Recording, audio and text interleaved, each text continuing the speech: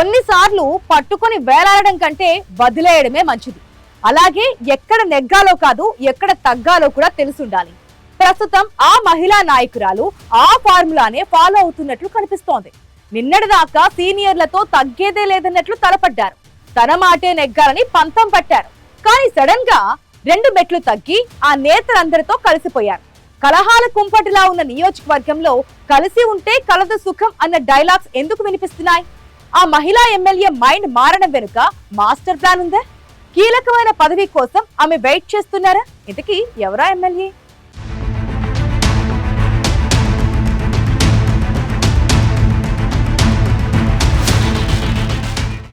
ఒకటి కావాలనుకుంటే ఇంకొకటి వదులుకోవాలి. కొన్నిసార్లు దానికోసం తగ్గాలి కూడా. ప్రస్తుతం అనంతపురం జిల్లా సింగనమల ఎమ్మెల్యే బండారు శ్రావణి ఇదే చేస్తున్నారన్న టాక్ నడుస్తోంది.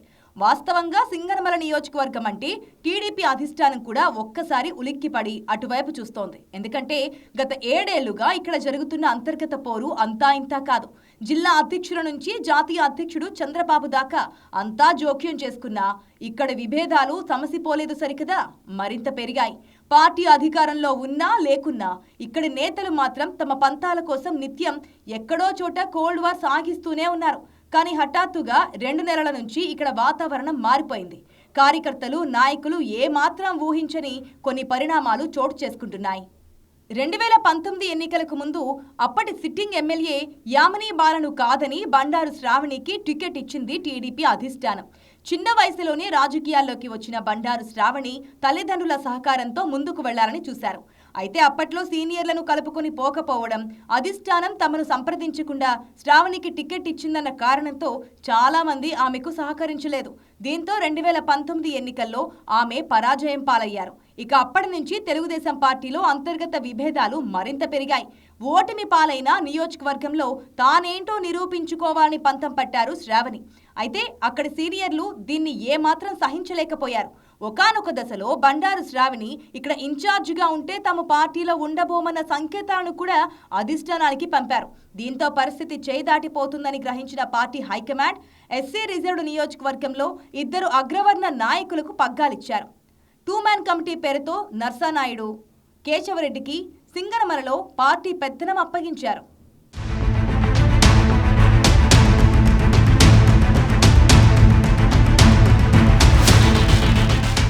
నియోజకవర్గ ఇన్ఛార్జ్ ఉండగానే 2 మ్యాన్ కమిటీ ఏర్పాటు చేయడం సింగనమల టీడీపీలో పెద్ద వివాదానికే దారితీసింది. పైగా ఎస్సీ రిజర్వ్డ్ నియోజకవర్గంలో అగ్రవర్ణాలకు పెత్తనమిచ్చారన్న విమర్శలు వెల్లువెత్తాయి. పార్టీ కార్యాలయం దగ్గర ఆందోళనలు కూడా జరిగాయి. అయినా అధిష్టానం వాటిని లెక్క చేయలేదు. అదే సమయంలో శ్రావణిని తప్పించలేదు. దీంతో సింగనమల టీడీపీలో 5 ఏళ్ల పాటు కన్ఫ్యూజన్ కొనసాగింది. 2024 ఎన్నికల దాకా ఇదే పరిస్థితి ఉంది. ఎన్నికల ముందు కూడా శ్రావణికి టికెట్ ఇవ్వకూడదని నియోజకవర్గంలో నాయకులు అన్ని రకాలుగా ప్రయత్నాలు చేశారు.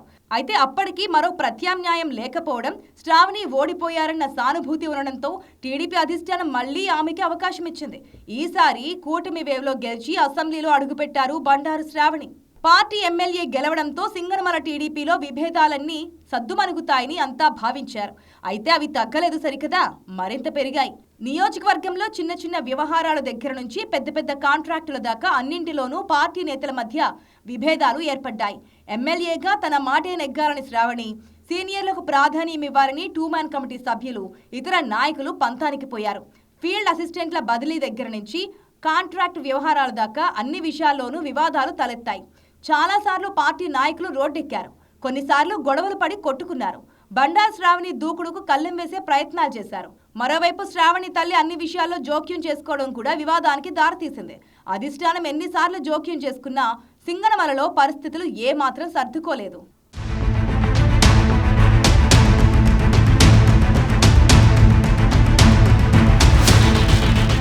అయితే కొన్ని రోజులుగా జరుగుతున్న పరిణామాలు చూస్తుంటే సింగనమలలో అనుకోని మార్పు కనిపిస్తోంది.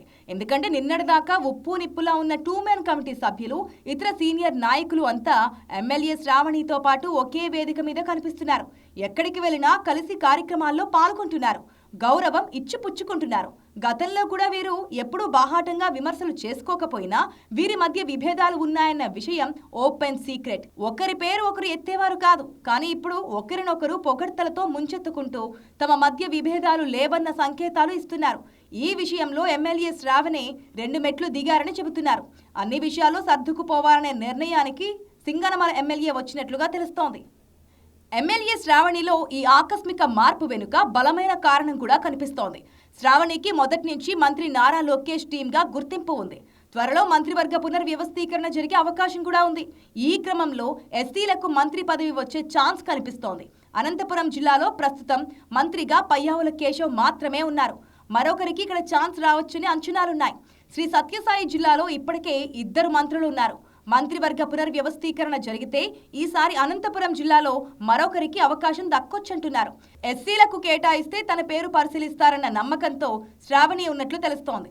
ఎస్సీలలో ప్రస్తుతం మడకసిర ఎమ్మెల్యే ఎంఎస్ రాజు మాత్రమే ఉన్నారు. ఆయన కూడా లోకేష్ టీంలో కీలకమైన వ్యక్తిగా ఉన్నారు. ఇప్పటికే ఆయనకు టీటీడీ బోర్డు మెంబర్గా, టీడీపీ జిల్లా అధ్యక్షుడిగా అవకాశాలు కల్పించారు. దీంతో కేబినెట్ రేసులో తనకు అవకాశాలు మెరుగ్గా ఉన్నాయని శ్రావణి భావిస్తున్నారు. విద్యావంతురాలు, యంగ్ లీడర్ కావడం సింగనమల ఎమ్మెల్యేకు కలిసొచ్చేలా ఉందని కొందరు అభిప్రాయపడుతున్నారు. శ్రావణికి ఉన్న మైనస్ పాయింట్ల్లా నియోజకవర్గంలో అందరినీ సమన్వయం చేసుకోలేకపోవడం. ఈ ఒక్క లోటును సరిచేసుకోగలిగితే మంత్రి పదవికి అన్ని అర్హతలు ఉన్నట్లేనన్న అభిప్రాయం బలంగా ఉంది. అందుకే ఆమె నియోజకవర్గంలో కీలకమైన నాయకులు అందరితో గత కొన్ని రోజులుగా సఖ్యతగా ఉన్నట్లు తెలుస్తోంది. నియోజకవర్గంలో విభేదాలు లేవన్న సంకేతాన్ని ఆమె అధిష్టానానికి పంపుతున్నారు. ఏ సమావేశం జరిగినా సీనియర్లందరినీ కలుపుకొని వెళ్తున్నారు. 2-3 నెలలుగా సింగనమల నియోజకవర్గంలో ఎలాంటి గొడవలు లేవు. ఏదైనా పని మీద తన దగ్గరకు వచ్చినా సీనియర్ నాయకులను సంప్రదించాలని సూచిస్తున్నారట ఎమ్మెల్యే శ్రావణి. వారు ఓకే అంటే తనకు అభ్యంతరం లేదని కూడా చెబుతున్నట్లు సమాచారం. ఈ మార్పు ఎన్నాళ్ళు ఉంటుందో తెలియదు, కానీ శ్రావణి తనను తాను తగ్గడం ఫ్యూచర్ ప్లానింగ్లో భాగమనే టాక్ నడుస్తోంది. మరి ఇవన్నీ అధిష్టానం గుర్తిస్తుందా? ఆమె లక్ష్యం నెరవేరుతుందా అన్నది చూడాల్సి ఉంది.